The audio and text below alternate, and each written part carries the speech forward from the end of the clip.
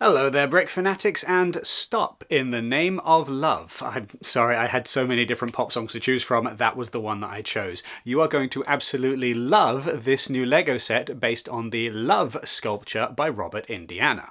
It is an iconic image. Some people might say too iconic, and by some people I mean Robert Indiana, who famously hated just how much attention this thing got. Personally, I absolutely love this quote. It was a marvellous idea, but it was also a terrible mistake. Or how about this one? I am a father to a bad child. It bit me. So Robert Indiana, not the biggest fan of his own work here. Or is he? Because there are kind of two origin stories for this design, the first of which is the heartbreak at losing a romantic partner, and the second is a banner that was hanging in a Christian Science church. Now, the LEGO group normally has very strict rules against religious iconography in their LEGO sets, so why have they bent the rules this time? Since this format went down so well in the endurance video, it's time for a history lesson.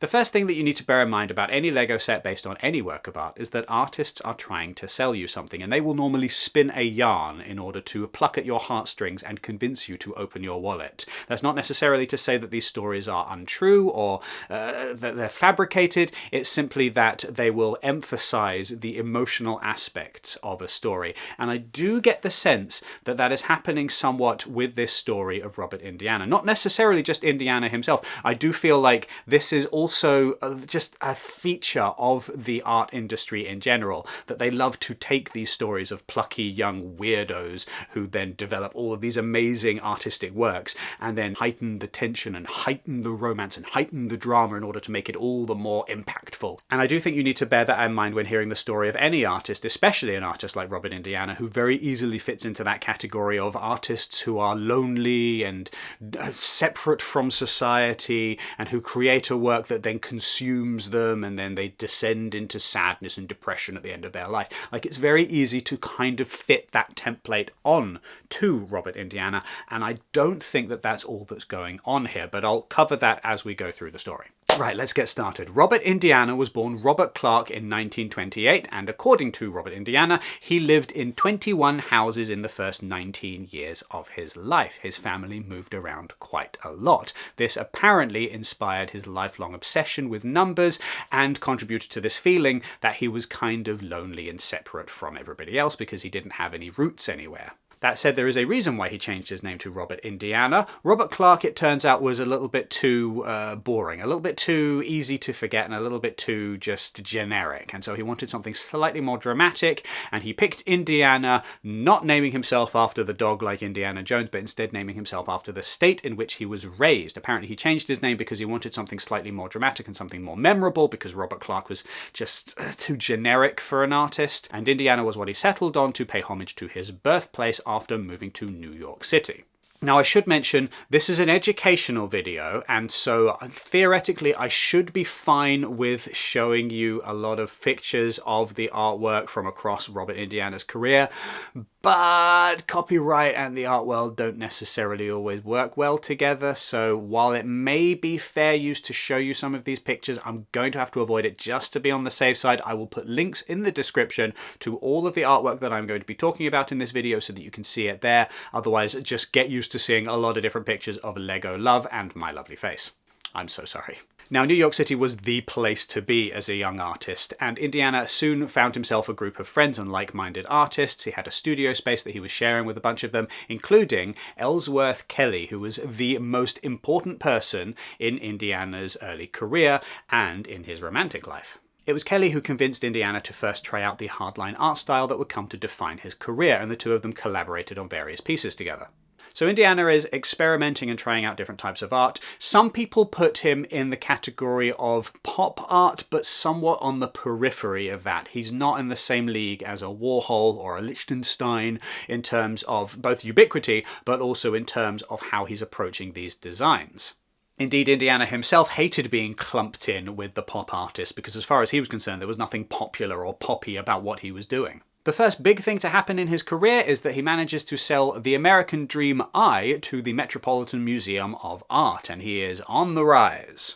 A lot of his work involved experimenting with big, bold words, normally very short, sharp words with very specific messages. He did a lot of work, for example, featuring the word eat, the most famous of which, eat, die, is said to be inspired by his mother's dying words when she turned to him and asked, "Have you had enough to eat?" I enjoy this story a lot. One of his works, a big, large, illuminated eat sign, had to be turned off at the 1964 New York World's Fair because people kept assuming that it was a sign pointing to a restaurant rather than a work of art, and so they kept just stumbling their way towards this sign and saying, "Hey, where's the food?"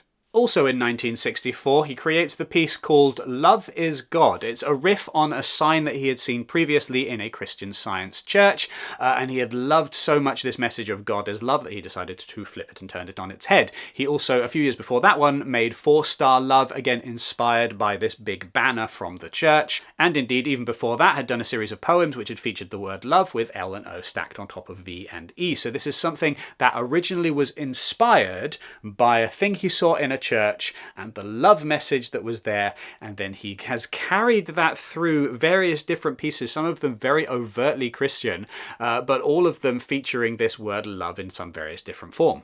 It's interesting to know that this piece has such a strong Christian influence in it, because normally the LEGO Group is a little bit cagey about featuring religious materials in their LEGO sets, but I feel like this is far enough removed that there is no overt Christian messaging left in the love sculpture that we all recognise. I mean, if they can get away with doing Notre Dame Cathedral and claiming that the cultural significance here is greater than the original Christian intended purpose, then I think they're definitely in the clear with the love sign. Anyway, that's the history of the use of the word love itself in Indiana's work, but the meaning of the piece absolutely comes from his relationship with Kelly. Apparently, and this is not something that I have seen to verify it, but apparently, while they were still dating, Indiana had made a version of what we now know as the love sign, using a different 4-letter word, one with a U where the O is in love, and the U in this design was apparently slanted slightly so that it looks very similar, but just is a slightly more colourful word, which I will not be saying on this YouTube channel. Now in 1964, unfortunately, Ellsworth Kelly and Robert Indiana broke up, and heartbroken by the loss of this relationship, Indiana made the new version of Love, the one that we all know and recognise. It is very much a breakup album of its time. Like that was its purpose. It was a saying goodbye to a romance. So Indiana creates the love design, and it is put on a Christmas card and sold by the Museum of Modern Art. And apparently it was the best-selling Christmas card that the Museum of Modern Art had ever had. People absolutely loved it. And it is very fitting that the design is on a Christmas card, because this is the same year, 1964, that Indiana created that original Love is God picture. So we've not gone very far from that at this particular moment in time, and while there is all of this other meaning to it, it is still very steeped in that Christian messaging. Anyway, so the thing sells like gangbusters. It is clearly a big hit. A couple of years later, in 1966, Indiana works with Marion Goodman, a sculptor, to create the big, iconic Love sculpture, using colours which may or may not be inspired by one of Ellsworth Kelly's pictures.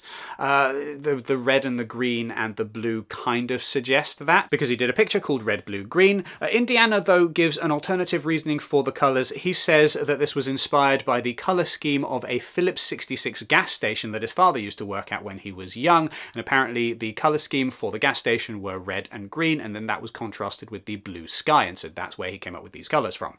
Like many things in this story, there's a lot going on, and it's difficult to necessarily pick out one specific narrative, because it's probably the case that Indiana was inspired by multiple different things at the same time. Anyway, the love sign goes big. It goes very, very big, and it is copied and imitated and reproduced by people all over the world in various different settings, in various different languages, and very soon, Indiana has absolutely no control over this thing whatsoever. And from the sounds of it, that was the worst part of all of this to him, was the idea that copycats could just make their own version of the love sign and do what they liked with it, and he had absolutely no say in that whatsoever. Very soon he becomes the love sign guy and nothing else, and anything that he may or may not have been doing with his career up to that point is just entirely dwarfed by the success of this thing.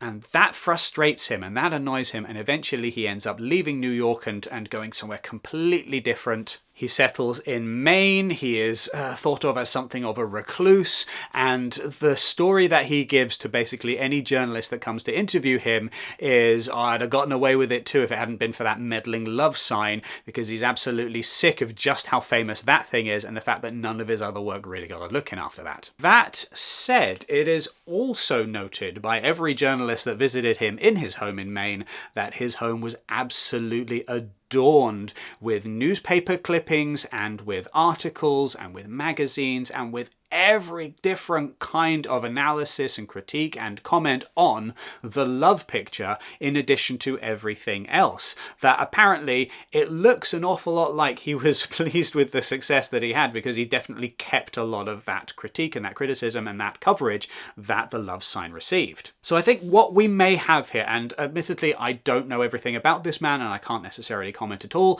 but it seems like somebody who was frustrated by the success that this particular piece of art had, but also not necessarily going to turn down all of the lovely comments that people are making. Because apparently you can't just summarize an artist as one linear story. You can't just say this person was born here and moved about a bunch and then went and lived in New York and then broke up with his boyfriend and then was sad and then made a thing and then hated how popular the thing was and then went off and died in the woods. No, there's actually an awful lot more going on with Robert Indiana's story. He lived a very full life. He had a lot going on. He was a wonderfully talented artist who did some incredible work which is still hanging in galleries around the world. There is a lot more to his story than just the love sign, and I don't think that, as much as he may have said that he was frustrated by the success that the thing had, I don't think he minded having that much success in his career. If you ask me personally, I might be reading a little bit too much between the lines here. All of this leads us to the Lego version of the love sign, and we have indeed got the Lego version of the love sign rather than the American Dream Eye or any of his other works, because this is the one that you recognize. And I have to say, it's a pretty brilliant conversion. I've said it before and it bears repeating, I really love the Lego art theme. It is my favourite theme of the moment. Not all of these Lego sets land. I think that there is a fairly even split perhaps between hits and misses in Lego art. But when it hits hard. And when it misses, I'm willing to tolerate that, because I love the fact that the Lego group is taking big swings here, even if they're missing. They're doing something bold and innovative and creative, and that is ultimately the point of art in general. The ones that really capture my eye the most are the ones that are adaptations of other existing works of art, because I just think that Lego versions of the kinds of things that an art lover would display in their home anyway feels like a perfect marriage to me. The love sign works so well that I think, much like, for example, the Rolling Stones logo, people might look at it from a distance and think, oh, that's a nice sculpture, and then have to get a lot closer to it before they start noticing all of the studs and realize, oh, actually, that's made of Lego. Like, it just looks so perfect that from a distance it's going to fool people. It has also not escaped my attention that the colour scheme is absolutely spot on. Red and blue and green, what more do you need? Bright, bold, vibrant colours that work very well with the current Lego catalogue, because these are tried and true classic colours from within the Lego palette. I think I'm particularly impressed with how well the O has been constructed here, because that can't be easy with Lego bricks. Curves, not normally Lego's strong point, and there's an awful lot of curves in the letter O, especially when it's on its side like that, and suddenly you've got to think about different ways of achieving that tilted look. All in all, this is not a Lego set with a huge amount of surprises in terms of its actual build itself. I don't think that you're going to be wowed by anything that you're not expecting in this one when putting it together. It looks fairly straightforward. What you see is what you get, and that is absolutely fine for some Lego sets.